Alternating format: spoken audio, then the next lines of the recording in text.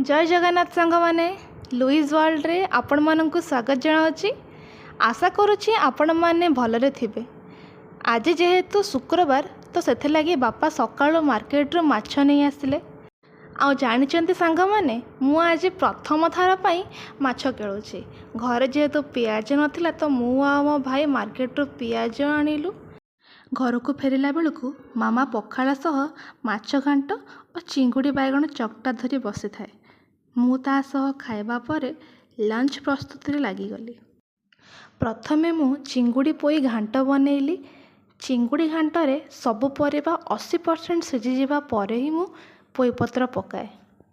घांटटे हेला परे मु माछ खटा बनैबारे लागिली।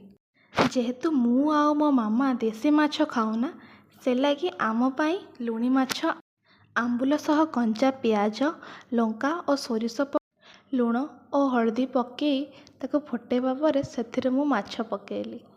तो सही भितर मो भाई आसी कहूची मो पाई टिके स्ट्रॉबेरी ड्रिंक बनैलु। एबे ताको पी से कहूची ओह की शांति। एबे सही भितर तरकारीटी मध्य हो गला। एबे देसी माछ खटा करिबा पई सोरिष तेल रे देसी माछ को भल भाबरे भाजी नबा एवं सही तेल रे सोरिष सह लुण हलदी दे अल्प समय कषिबा पर सेथिरे अल्प अल्प करी पानी दबा। एबे मसलाटी कढ़ारू छाड़िबा परे अधिक पानी देई सेथिरे मु आंब और कंचा लंका पकेली। पानीटी फुटिबा परे सेथिरे रखिथिबा भजा माछ पके काढ़ी देली। नेक्स्ट तापरे बनैबार थिला देसी माछ आलू बिलाती पके झोल। देसी माछ आलू बिलाती झोल बनैबा लगी प्रथमे हलदी लुण रे रखिथिबा माछ को भल करे सोरिष तेल रे भाजी नेली एवं आलू को मध्य से तेल रे भाजी देबी।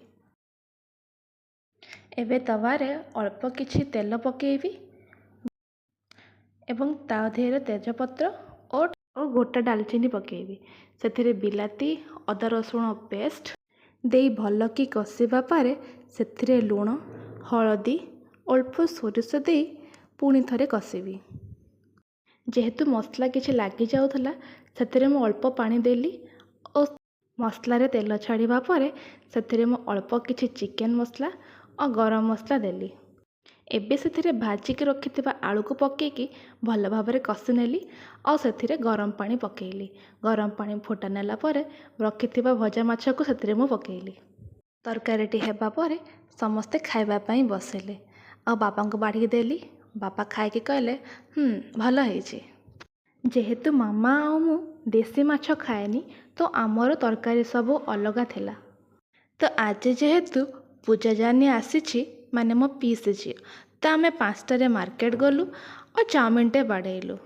देखंतु मु जूम करके देखाउछि से केमिति सेथिरु कैप्सिकम गुड़िक काढ़ी दउछि। आ मु चाउमिन रे चिकेन खोजिबारे लागिछि। चिकेन को सॉस रे बुड़े खाइबारे जो मजा ओह। तो घर को फेरिबा परे एज यूजुअल मु राति पई डिनर टे करली।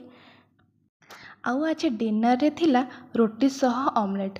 देखंतु ऑमलेट को मु तावारे पकेला परे से केमती 8 बागिया हेई होची। ऑमलेट टी हेला परे रोटी सह ऑमलेट पूजा नानी को देली खाइबा पई।